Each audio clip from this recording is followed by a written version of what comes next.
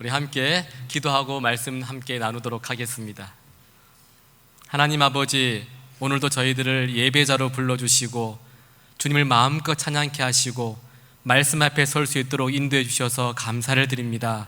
하나님 말씀을 듣고 말씀대로 살아내는 저희들 되게 하여 주시옵소서. 예수님의 이름으로 기도드립니다. 아멘. 오늘은 하나님께서 디자인하신 교회라는 제목으로 여러분들과 함께 말씀을 나누도록 하겠습니다. 어느 목사님이 쓰신 책을 보니까요, 오늘날에는 4종류의 교회가 있다라고 합니다. 첫 번째 유형의 교회는 공동묘지 같은 교회입니다. 믿음의 활동이 거의 없어서 성도님들의 얼굴에 기쁨을 찾아볼 수 없는 교회예요. 이분들은 일주일에 한 번 정도 예수님 면회 오는 것처럼 그런 의무감을 가지고 교회 다니시는 분들입니다. 두 번째 유형의 교회는요, 박물관 같은 교회입니다. 공동묘지 같은 교회보다는 조금 더 나은데요, 이 박물관 같은 교회는 드문 교회를 옵니다. 그리고 교회 오셔가지고 골동품들과 옛 사진들을 보면서 추억에 젖어 있는 거예요. 야, 우리 교회 이랬었지, 와 그때 참 좋았지, 그러면서 이제 흐뭇해 하시는 분들이죠. 과거에 머물러 있는 교회는 박물관 같은 교회입니다. 세 번째 유형의 교회는요, 극장 같은 교회입니다. 사람들이 엄청 많이 몰려오는데 한 곳만 바라보는 거예요. 스타와 같은 어떤 분들을 바라보고 또 몇 명이 찬양하는 것을 즐겁게 바라보면서 열심히 손뼉치고 모임이 다 끝나면 돈을 내고 나가는 그런 교회입니다. 이 교회는 몇 명의 주인공과 감독만 있을 뿐이지 대부분의 사람들은 그냥 구경꾼으로 박수치고 나가는 교회, 그런 교회를 우리는 극장 같은 교회라고 합니다. 이런 교회와 다르게 네 번째 교회가 있는데 잔치집 같은 교회입니다. 여러분, 잔치집 같은 교회, 잔치집이 어떻습니까? 기쁘고 행복하고 즐겁고 기대가 되고 모두가 더 행복한 교회가 잔치집 같은 교회잖아요. 이런 교회는요, 예수님께로부터 받은 그 구원의 은혜와 또 속죄의 기쁨 때문에 늘 감격과 기쁨에 취해 있는 교회입니다. 지금 오지 못한 분들을 어떻게든지 초대하기 위해서 안타까워하면서 거리로 나가서 열심히 초청하는 교회입니다. 주님이 우리를 위해 이 땅에 오셨으니 내일 아침은 꼭 나와 함께 하자고 하면서 그들을 초청해서 맛난 음식들을 대접하고, 먼저 예수님 믿은 사람들은 서로 양보하면서 여기에 앉으시라고, 이렇게 하면서 한 사람이 주인공이 아니라 그 잔치집에 오신 모든 분들, 예배드리는 모든 분들이 주인공이 되는 교회, 그런 교회가 잔치집과 같은 교회입니다. 여러분, 우리 한양교회는 어떤 교회입니까? 이 네 교회 중에서 우리 한양교회는 어떤 교회일까요? 아멘. 오늘 이 시간에는요, 말씀을 통하여서 교회에 대해서 여러분들과 함께 나누었으면 좋겠습니다. 우리가 생각하거나 그냥 들었던 그런 교회의 모습이 아니라 성경이 말씀하고 있는 교회, 하나님께서 디자인하신 교회가 어떤 교회인지를 함께 나누어 보도록 하겠습니다. 먼저 말씀을 살펴보기 전에 우리가 교회에 대해 가진 오해들이 있어요. 먼저는요, 예배가 교회라고 생각합니다. 예배 자체가 교회인 거예요. 그런데 이 예배가요, 하나님을 열망하고 뜨겁게 경험하는 그런 예배가 아니라 지루하고 따분하고 숨소리조차 낼 수 없는 경직된 예배, 아주 졸리는 예배를 교회라고 생각합니다. 예배가 아주 지루한 것들을 생각하다 보니까요, 교회 그러면 지루한 교회, 졸리는 교회, 그러면서 예배가 교회라고 생각하는 분들이 있습니다. 이것과 함께 정말 우리가 오해하는 교회의 모습이 있어요. 교회는 건물이라고 생각합니다. 그래서 이 남산동이 소파로 139번지에 위치해 있는 건물을 한양교회라고 생각해요. 그러다 보니까 아주 최신 공법으로 멋지게 잘 지어진 독립된 교회는 아주 좋은 교회이고, 상가교회, 개척교회, 가정교회는 좋지 못한 교회라고 오해합니다. 특히 오늘날에는 눈에 보이는 것을 얼마나 중요하게 여기는 시대에 살고 있습니까? 여러분, 월세에 살아도 자동차는 벤츠를 몰아야 돼요.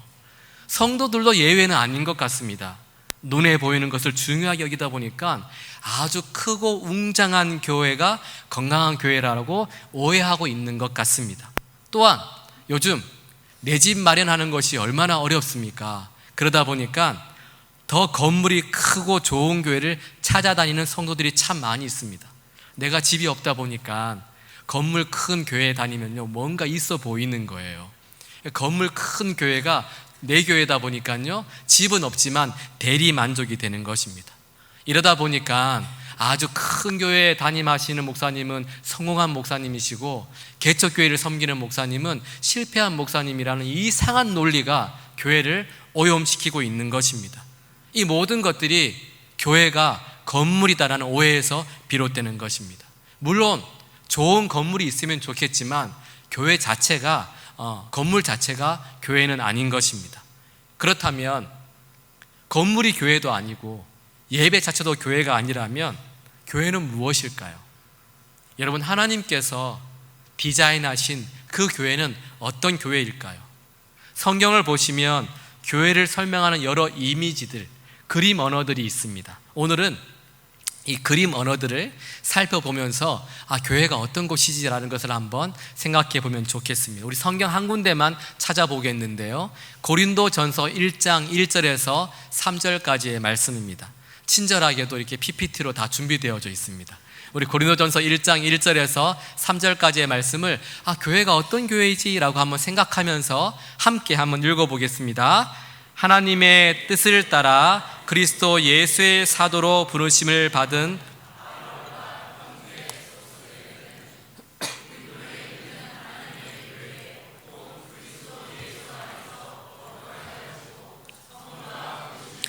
자들과 또 각처에서 우리의 주 곧 그들과 우리의 주 되신 예수 그리스도의 이름을 부르는 모든 자들에게 하나님 우리 아버지와 주 예수 그리스도로부터 은혜와 평강이 있기를 원하노라. 아멘. 바울이 지금 교회를 어떻게 설명하고 있는지가 말씀에 나와 있습니다. 먼저 교회는 하나님의 교회입니다. 그런데 이 하나님의 교회가 어떤 교회인지 말씀 보시면요, 그리스도 예수 안에서 거룩하여지고 성도라 부르심을 입은 자들, 이렇게 나와 있고요. 그리고 또 각처에서 주 예수 그리스도의 이름을 부르는 모든 자들이라고 기록되어져 있습니다. 예배 형식이나 건물이 교회가 아니라 교회는 사람들의 모임, 사람들이라고 말씀하고 있는 것입니다. 근데 어떤 사람들의 모임이에요, 여러분? 말씀 보시면요, 예수 그리스도의 이름을 부르는 성도들의 모임을 교회라고 합니다.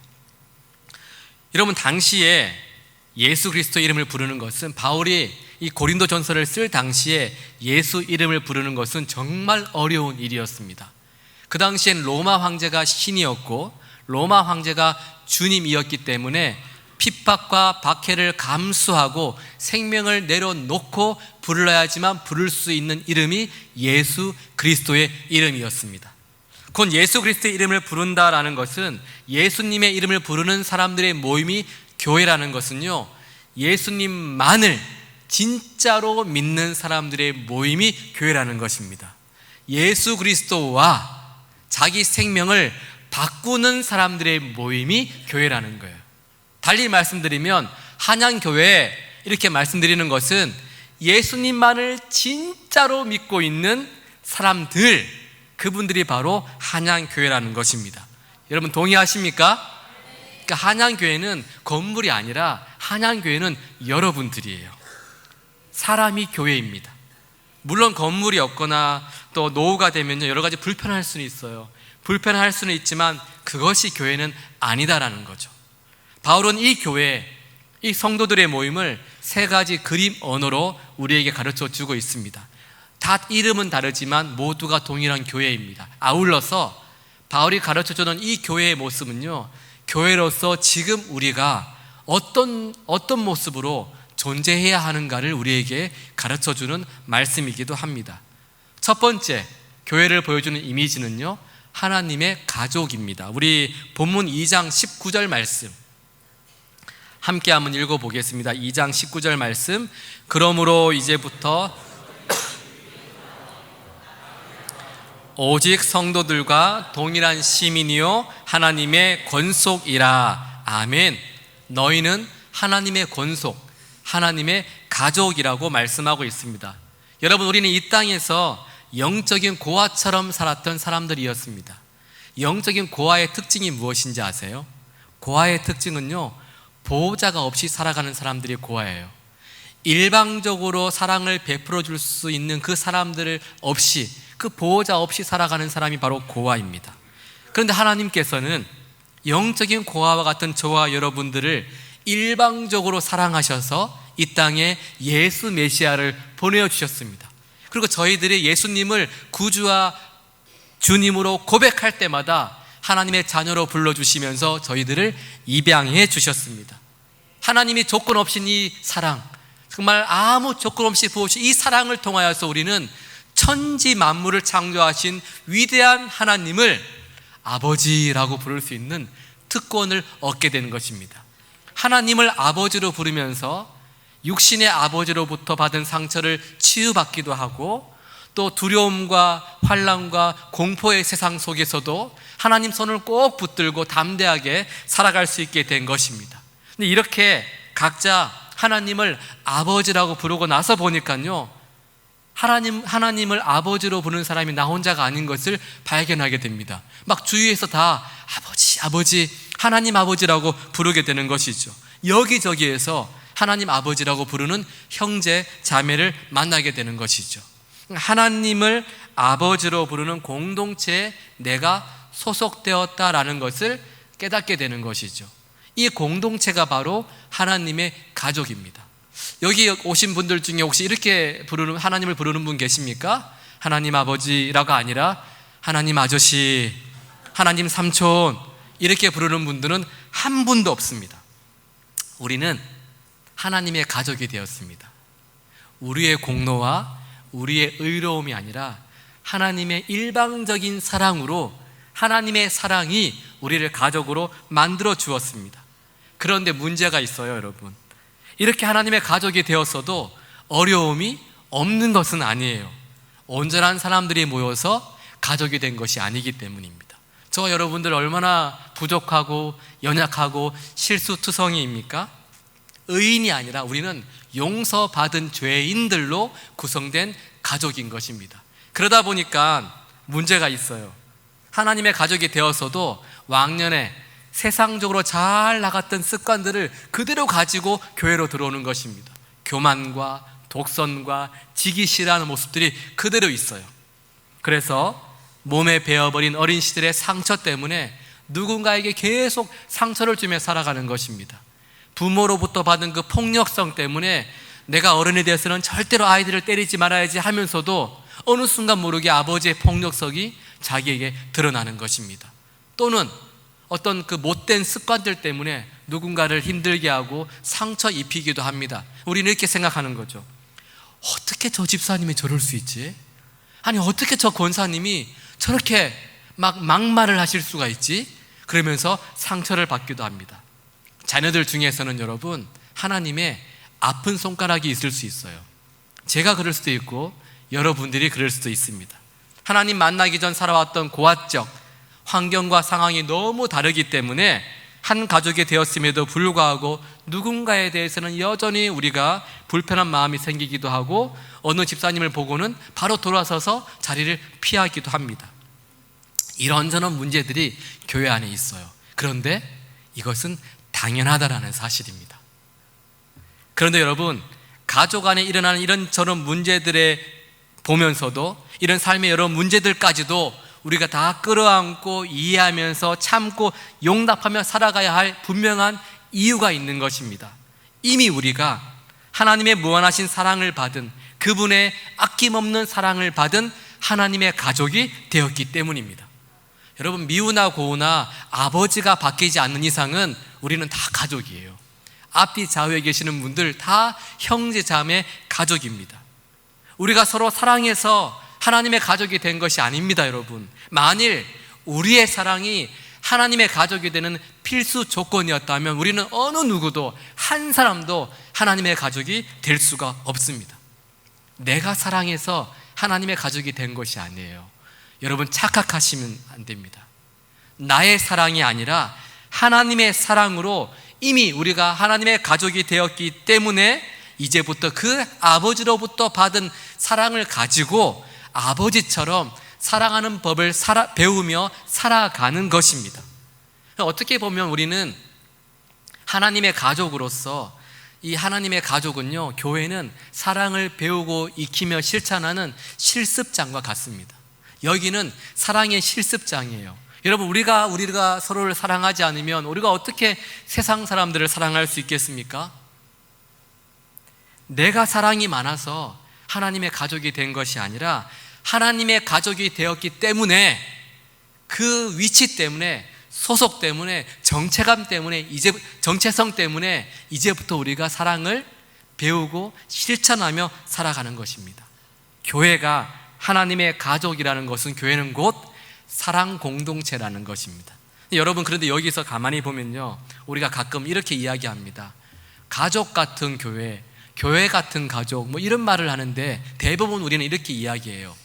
가족 같은 교회가 됩시다, 이렇게 말을 합니다. 어떤 표현이 맞을까요? 가족 같은 교회가 맞습니까? 교회 같은 가족이 맞습니까? 네? 바울이 교회를 하나님의 가족이라는 이미지로 표현했을 그 당시에는 하나님의 가족과 일반적인 가족 개념은 너무나 달랐습니다. 그 당시에 일반적인 가족 개념은 이러했습니다. 가족 안에 왕은 아버지였습니다. 자녀들은요, 아버지의 폭력적인 권력 안에서 있어야만 했습니다. 아내들은 남편을 무조건 주인으로 섬겨야 했습니다. 은근히 이걸 좋아하시는 분이 계실 수도 있습니다.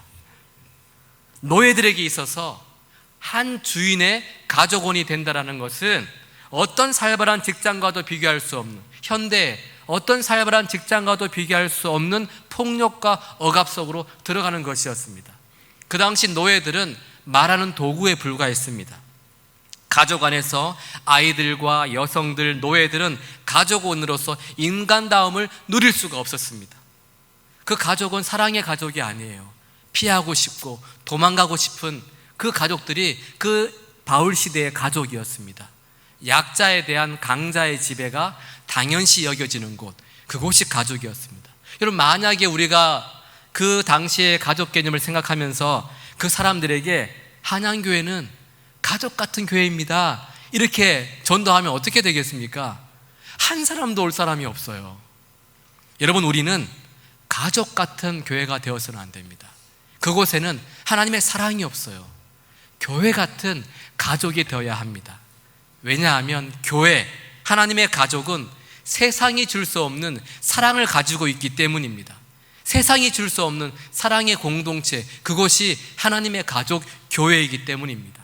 여러분, 저는 한양교회로서 여러분 한 사람 한 사람이 사랑이 넘치는 하나님의 가족으로서 교회 안에서 서로가 서로를 사랑하며 살아가는 법을 배우고 익히며 살아갈 수 있기를 주님의 이름으로 축복합니다. 우리 교회 안에서요, 정말 예수님 사랑이 무엇인지, 용서한다는 것이 무엇인지, 용납하는 것이 무엇인지를 서로 배우면서 이렇게 살아갔으면 좋겠어요. 그래서 모든 성도님들이 내 마음을 다 열어도 되겠구나, 이런 확신을 가지고 살아가는 아름다운 사랑 공동체 될 수 있기를 주님의 이름으로 축복합니다. 두 번째 교회는요, 교회를 보여주는 그림 언어는 성령의 전입니다. 우리 말씀 21절과 22절의 말씀을 함께 읽어보도록 하겠습니다. 21절과 22절의 말씀입니다. 그의 안에서 건물마다 서로 연결하여 주 안에서 성전이 되어가고 너희도 성령 안에서 하나님이 거하실 처소가 되기 위하여 그리스도 예수 안에서 함께 지어져 가느니라. 아멘. 성경은 우리가 성령 안에서 하나님이 거하실 처소가 되기 위해 함께 지어져 간다고, 주 안에서 성전이 되어 간다라고 말씀하고 있습니다.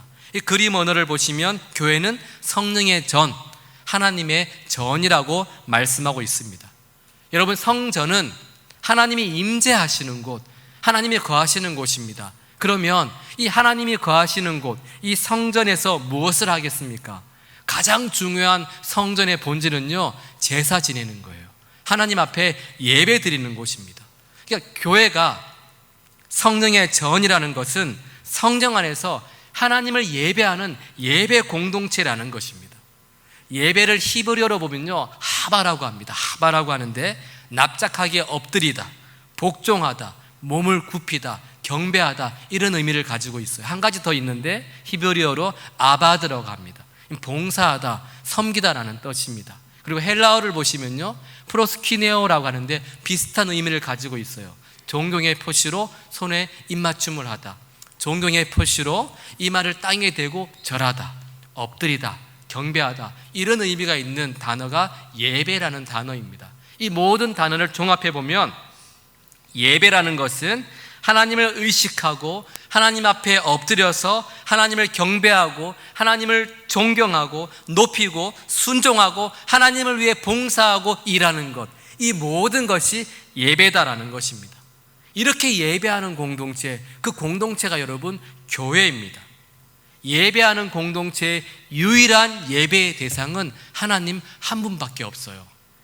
교회는 사람을 예배하는 곳이 아니라 예배 받으시기에 합당하신 하나님만을 예배하는 것입니다. 그래서 여러분, 저도요, 이 강대상에 올라와서 먼저 하나님 앞에 무릎을 꿇고 기도하는 것입니다. 하나님, 저는 예배자입니다.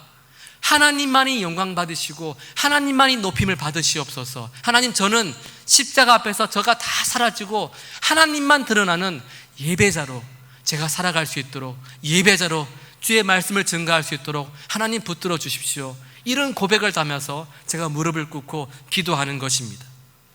여러분, 세상 사람들은 자기를 예배하기를 원합니다. 자기를 예배하는 곳에 가기를 원합니다. 인정받고 싶고요, 칭찬받고 싶고요, 자기를, 누군가를 높이는 곳보다 내가 높여지는 곳에 가기를 원하는 것입니다. 그런데 성령의 전으로서의 교회는요, 사람을 예배하는 곳이 아니에요. 사람을 높이는 곳이 아니라 오직 하나님만을 높이는 곳, 하나님만을 예배하는 곳이 성령의 전이라는 것입니다. 여러분, 교회는 동호회가 아니에요. 동호회의 정의를 보니까 이렇습니다. 같은 취미를 가지고 함께 정보를 나누면서 즐기는 사람들의 모임을 동호회라고 해요. 배드민턴 동호회를 한번 예를 들어 볼까요? 배드민턴을 좋아하는 사람들이 모입니다. 매주 모이거나 매일 모여요. 그리고 배드민턴에 대한 좋은 정보를 나누면서 같이 식사도 하고 운동도 하고 교제하기 시작합니다. 조금 시간이 흐르면요, 결혼식에서 가서 축하해주고 장례식에서 함께 위로하기도 합니다. 조금 더 시간이 흐르면 그때부터 자기를 드러내기 시작해요. 내가 이렇게 투자를 했는데 대박이 났다라고, 우리 자녀가 이렇게 잘 살고 있다고, 내 집이 이렇게 좋다고 하면서 자기를 높이면서 예배 받기를 원하는 것입니다. 이런 모임과 이런 교제를 하는 것이 동호회입니다. 근데 만일 우리 한양교회가 이 정도로 그친다면 아무리 교회 건물 안에서 모임을 갖고 있다고 하더라도 그 모임은 동호회를 벗어날 수가 없는 것입니다. 하나님의 임재를 경험하는 성령의 전이 되지 않고는 교회라고 말할 수 없다는 것입니다. 그래서 교회는요, 반드시 하나님을 높이고 하나님을 예배하고 하나님을 찬양하는 시간과 공간과 그런 기회들이 있어야 되는 것입니다. 나를 높이는 것이 아니라 내가 어떻게 하나님의 은혜로 살아가고 있는지를 간증하는 곳이 예배입니다. 교회입니다. 그리고 하나님께서 어떻게 한 주일 동안 저와 함께 하셨는지를 마음껏 높이는 그런 시간이 교회 안에 있어야 된다는 것입니다. 모여서도 하나님을 예배하고 흩어져서도 삶이 예배가 되는 것이 바로 예배다라는 것입니다. 이것이 여러분, 하나님께서 디자인하신 공동체입니다. 세 번째로 교회에 대한 이미지는요, 그리스도의 몸입니다. 우리 말씀 1장 23절 함께 읽어보겠습니다. 교회는 그의 몸이니 만물 안에서 만물을 충만하게 하시는 이의 충만함이니라. 아멘. 성경은 교회를 그리스도의 몸이라고 합니다. 그러면 당연히 교회의 머리는 누구십니까? 예수 그리스도세요. 여러분, 어떤 몸이 건강한 몸입니까? 건강한 몸은요, 머리가 계획하고 생각하고 지시한 대로, 머리가 의도한 대로 건강하게 움직이는 몸이 건강한 몸입니다. 머리는 왼쪽으로 가 그러는데 몸은 오른쪽으로 간다면 문제가 있는 몸이에요. 마찬가지로 건강한 교회도 그렇습니다.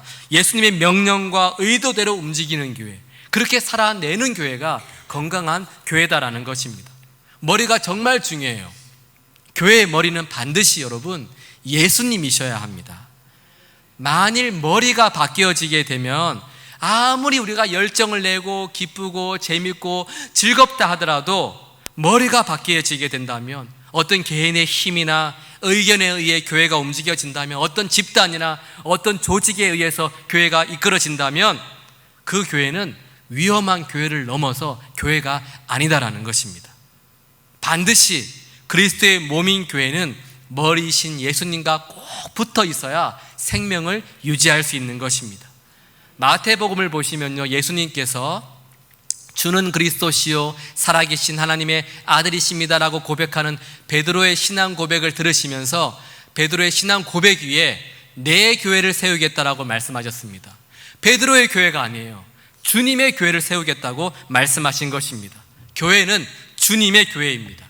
권사님, 장로님, 목사님이 마음대로 할 수 있는 교회가 아니라 주님이 주님의 뜻대로 움직이시는 교회, 그것이 바로 교회다라는 것입니다. 그런데 오늘 말씀을 보시면요, 교회의 머리이신 예수님을 가리켜서 만물을 충만하게 하시는 이라고 말씀하고 있습니다.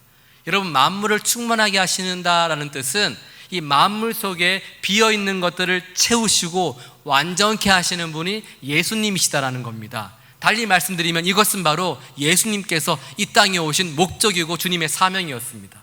예수님은 만물을 충만하게 채우시기 위해서 이 땅에 오셨습니다. 허무한데 굴복하여 탄식하고 있는 피조세계뿐만이 아니라 죄로 인해서 하나님의 관계가 텅 비어져 버린 저와 여러분들을 은혜로 채워주시고 충만한 지혜와 능력으로 채워주시기 위해서 주님은 이 땅에 오셨습니다. 포로된 자에게 자유를 채워주시고, 눈먼 자에게 빛을 채워주시고, 영적으로 죽어가는 생명에게 예수 생명 채워주시기 위해서 주님이 이 땅에 오신 것입니다. 여러분, 그렇다면 만물을 충만하게 하시기 위해 주님이 이 땅에 오셨다면, 교회의 머리이신 예수님의 사명이 이것이라면 그리스도의 몸된 교회의 사명도 이와 동일한 것입니다. 만물을 예수 생명으로 가득가득 채우는 사명을 부여받은 공동체, 그것이 바로 교회입니다. 그래서 그리스도의 몸이라는 것은 결국 교회는 선교 공동체라는 것입니다.